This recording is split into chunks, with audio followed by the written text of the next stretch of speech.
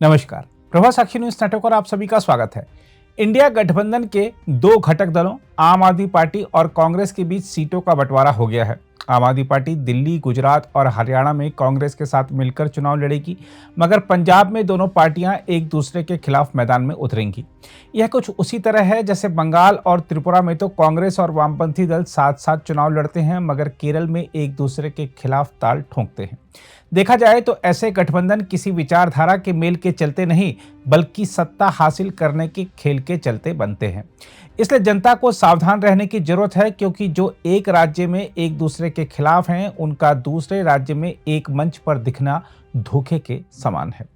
जो एक राज्य में एक दूसरे की नीतियों के आलोचक हैं, वह दूसरे राज्य में मिलकर कभी जनता का भला नहीं कर सकते। अब भारत में ही नहीं, किसी भी देश का राजनीतिक इतिहास उठाकर देख लीजिए, एक जगह लड़ाई और दूसरी जगह सगाई का फॉर्मूला कभी चुनावी जीत भी हासिल नहीं कर पाया और जनता का भला भी नहीं कर पाया। ऐसे गठबंधन हमेशा सिर्फ चुनाव के समय बनते हैं और उसके बाद एक दूसरे पर आरोप लगाकर टूट जाते हैं। विश्वास ना हो तो जरा इंडिया गठबंधन के नेताओं के बीच गहरे तक समाये अविश्वास को देखिए।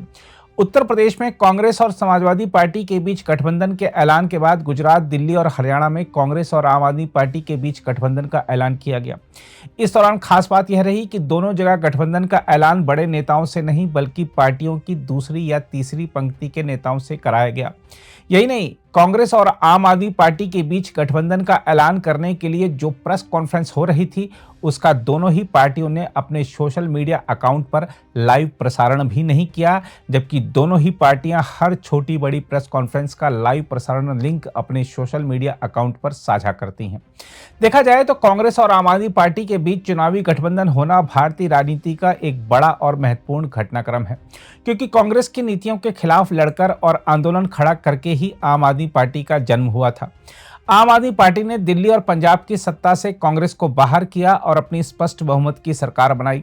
आम आदमी पार्टी के चमत्कारिक प्रदर्शन के चलते ही गुजरात में कांग्रेस ने अब तक का सबसे निराशाजनक प्रदर्शन किया। आम आदमी पार्टी ने गोवा में भी कांग्रेस को काफी नुकसान पहुंचाया और हरियाणा में भी अपने संगठन का आधार बढ़ाया। आम आदमी पार्टी गुजरात विधानसभा चुनाव परिणाम से पहले तक एक क्षेत्रीय दल थी। इस लिहाज से देखें तो यह एकमात्र ऐसा क्षेत्रीय दल है जिसने कांग्रेस जैसी राष्ट्रीय पार्टी को सर्वाधिक राजनीतिक नुकसान पहुंचाया। लेकिन कांग्रेस की मजबूरी देखिए कि उसने उसी आम आदमी पार्टी के साथ समझौता कर लिया। देखा जाए तो इस गठबंधन से अरविंद केजरीवाल की राजनीति और उनकी नीयत पर भी सवाल उठते हैं। उन्होंने कांग्रेस के खिलाफ चुनाव लड़कर पहली जीत हासिल की थी। पहली बार सरकार बनाने में सहयोग की जरूरत पड़ी तो कांग्रेस के समर्थन से सरकार भी बना ली।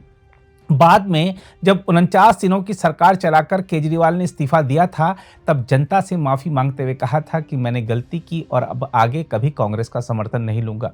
लेकिन अब केजरीवाल कांग्रेस के साथ फिर चले गए। इस लिहाज से देखें तो नीतीश कुमार नहीं, बल्कि केजरीवाल भारतीय राजनीति के सबसे बड़े पलटू राम हैं। हम आपको याद दिला दें कि भ्रष्टाचार के खिलाफ लड़ाई लड़ने के दौरान केजरीवाल रोजाना कांग्रेस और बीजेपी के तमाम नेताओं के खिलाफ आरोप पत्र जारी किया करते थे और उन्हें जेल भेजने की मांग किया करते थे। लेकिन समय बदला और भ्रष्टाचार से लड़ाई लड़ने वाले केजरीवाल, उनकी सरकार और आम आदमी पार्टी के कई नेता खुद भ्रष्टाचार के आरोपों के घेरे में आ गए और उन नेताओं तथा दलों के साथ गठबंधन करने लग गए जिन्हें कल तक वह सबसे बड़ा भ्रष्टाचारी बताया करते थे। बहरहाल देखा जाए तो अलग तरह की राजनीति करने के नाम पर केजरीवाल ने जनता को धोखा दिया, क्योंकि वह उन्हीं के जैसे बन गए जिनको बदलने के लिए वह राजनीति में आए थे। बहरहाल आइए देखते हैं आम आदमी पार्टी और कांग्रेस के बीच गठबंधन की घोषणा के दौरान क्या ऐलान किया गया है। पिछले कुछ समय से इंडिया गठबंधन के विभिन्न राजनीतिक दलों के साथ में लोकसभा के सीट शेयरिंग को लेकर चर्चा चलते रही और आपको इस बात की जानकारी है कि 2 दिन पहले ही समाजवादी पार्टी के साथ भारतीय राष्ट्रीय कांग्रेस पार्टी का सीट शेयरिंग को लेकर समझौता हुआ। उसकी घोषणा लखनऊ से हुई।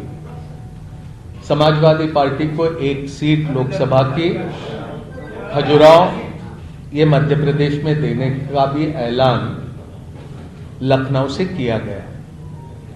पिछले दिनों में आम आदमी पार्टी के साथ लंबी चर्चा हुई और चर्चा के उपरांत भारतीय राष्ट्रीय कांग्रेस और आम आदमी पार्टी के बीच सीटों को लेकर समझौता हुआ है, जिसको आपके समक्ष यहां पर मैं रखने का काम करूंगा। मुझे खुशी है कि दो महत्वपूर्ण राजनीतिक दल इंडिया गठबंधन के आने वाला लोकसभा चुनाव का पूरा जिम्मा एक साथ संभालेंगे और जिस तरह की परिस्थितियां आज मुल्क में बनी है, जो चुनौतियां हमारे लोकतंत्र और हमारे संविधान के सामने बनी है, उनका मुकाबला करने के लिए इंडिया गठबंधन पूरी तरह से सशक्त तरीके से उसका मुकाबला करने के लिए तैयार है। और उसी कड़ी में आम आदमी पार्टी और कांग्रेस पार्टी का सीटों को लेकर समझौता हुआ। दिल्ली लोकसभा में 7 सीटें हैं। आम आदमी पार्टी 4 पे लड़ेगी। वो 4 सीटें नई दिल्ली, वेस्ट दिल्ली, साउथ दिल्ली और ईस्ट दिल्ली। कांग्रेस पार्टी 3 सीटों पर दिल्ली में चुनाव लड़ेगी, चांदनी चौक, नॉर्थ ईस्ट और नॉर्थ वेस्ट।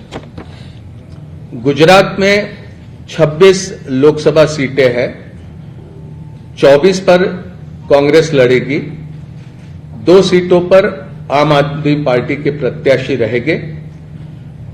भरूच लोकसभा और भावनगर लोकसभा की ये सीटें होगी।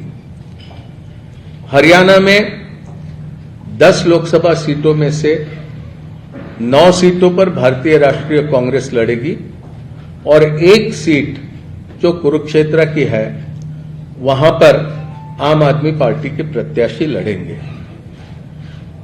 चंडीगढ़ को लेकर लंबी चर्चा हुई, लेकिन आखिरी में यह तय किया गया कि चंडीगढ़ में भारतीय राष्ट्रीय कांग्रेस के प्रत्याशी चुनाव लड़ेंगे। गोवा में भी, खास करके दक्षिण गोवा में विस्तार से चर्चा हुई, लेकिन फिर यह तय किया गया कि गोवा की दोनों सीटें ये भारतीय राष्ट्रीय कांग्रेस पार्टी लड़ेंगी। तो संक्षेप में ये सीटों को लेकर ये जानकारी आपके समक्ष रखनी थी।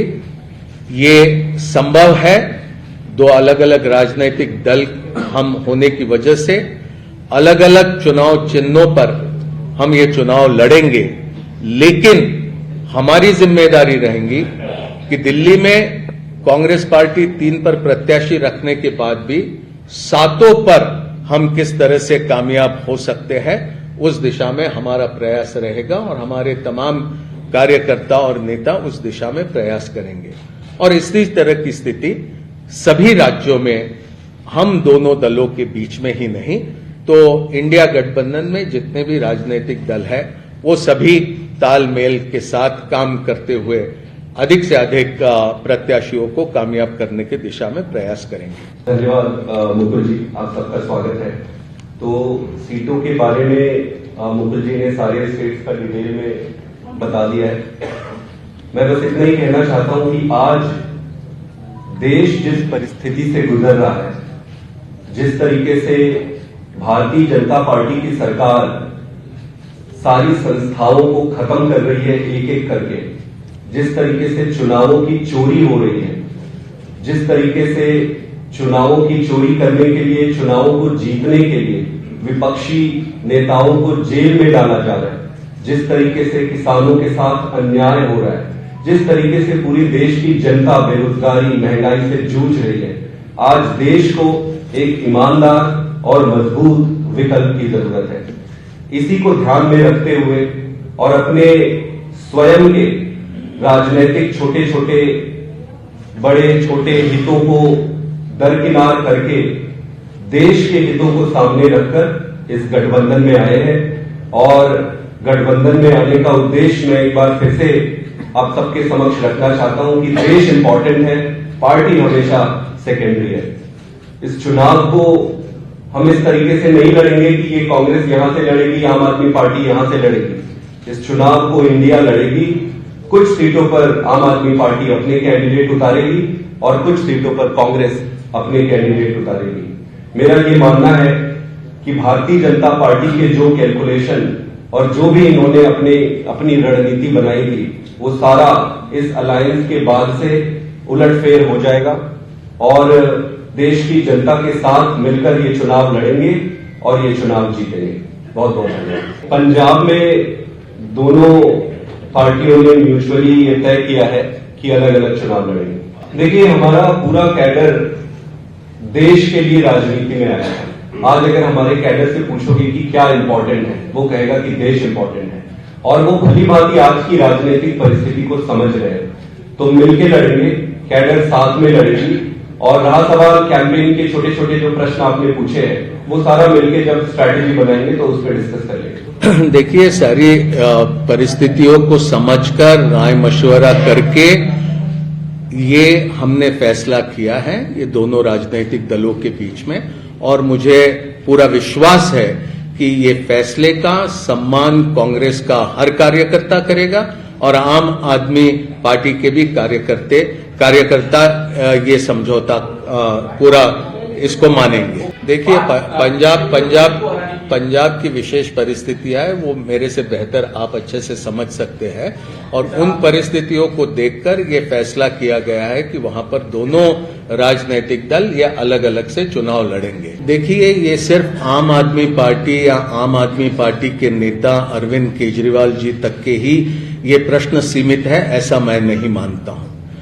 आज जिस तरह की परिस्थितियां भारतीय जनता पार्टी ने देश की राजनीति में खड़ी करी है, पूरे मुल्क में एक तरह से कहे कि ये लोकतंत्र के सामने चुनौती है। हर किसी के ऊपर ईडी, हर किसी के ऊपर सीबीआई, हर किसी के ऊपर इनकम टैक्स, हर किसी के ऊपर इस तरह से दबाव डालने की राजनीति भारतीय जनता पार्टी कर रही है, जो हम समझते हैं कि भारत के लोकतंत्र के लिए बहुत खतरनाक है और इसका मुकाबला सिर्फ आम आदमी पार्टी ही नहीं, भारतीय राष्ट्रीय कांग्रेस ही नहीं, भारत के लोग इसका मुकाबला करें। अगर आप भी लेना चाहते हैं देश दुनिया की तमाम जानकारी तो आज ही सब्सक्राइब करें हमारे चैनल को। साथ ही नीचे दिए बेल आइकन को जरूर दबाएं ताकि हर अपडेट आप तक पहुंच सके।